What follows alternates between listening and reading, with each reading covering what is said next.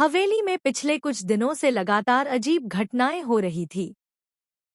कभी राजनंदिनी से जुड़े रहस्यमयी संकेत सामने आते, तो कभी परिवार के किसी सदस्य का छुपा हुआ सच सबको हिला देता।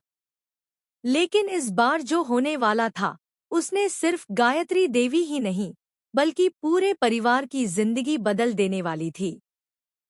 क्योंकि सालों से जिस सच को छुपाकर रखा गया था, वह अब धीरे धीरे बाहर आने लगा था। और उस सच का संबंध सीधे यशवर्धन से था। सुबह का समय था। हवेली में सब कुछ सामान्य दिखाई दे रहा था। गायत्री देवी पूजा में बैठी थी, लेकिन उनके मन में अजीब सी बेचैनी थी। पिछले कुछ दिनों से उन्हें बार बार ऐसा महसूस हो रहा था कि कोई बड़ा तूफान आने वाला है। दूसरी तरफ अनु भी लगातार राजनंदिनी से जुड़े संकेतों को लेकर परेशान थी। उसे समझ नहीं आ रहा था कि आखिर हर रहस्य बार बार उसी की तरफ क्यों आ रहा है। उधर यशवर्धन हमेशा की तरह शांत और संभला हुआ दिखाई दे रहा था।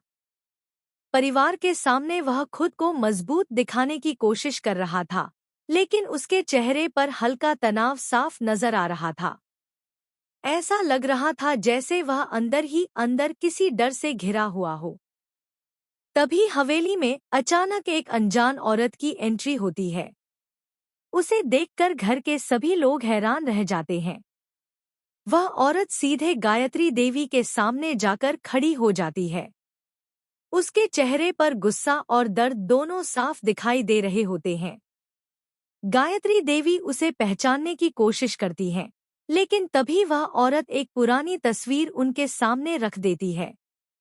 तस्वीर देखते ही गायत्री देवी के हाथ कांपने लगते हैं, क्योंकि उस तस्वीर में यशवर्धन एक ऐसी लड़की के साथ खड़ा होता है जिसके बारे में परिवार में कभी किसी ने बात नहीं की थी। पूरा घर सन्न रह जाता है। गायत्री देवी कांपती आवाज में पूछती है कि आखिर यह लड़की कौन है।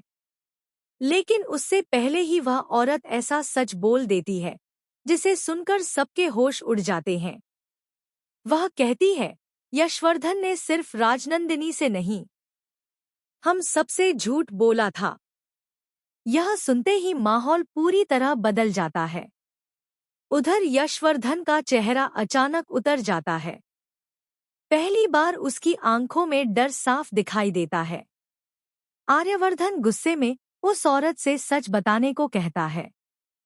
तभी वह बताती है कि सालों पहले यशवर्धन की जिंदगी में कोई और भी थी, और उस लड़की का संबंध सीधे राजनंदिनी की मौत से जुड़ा हुआ।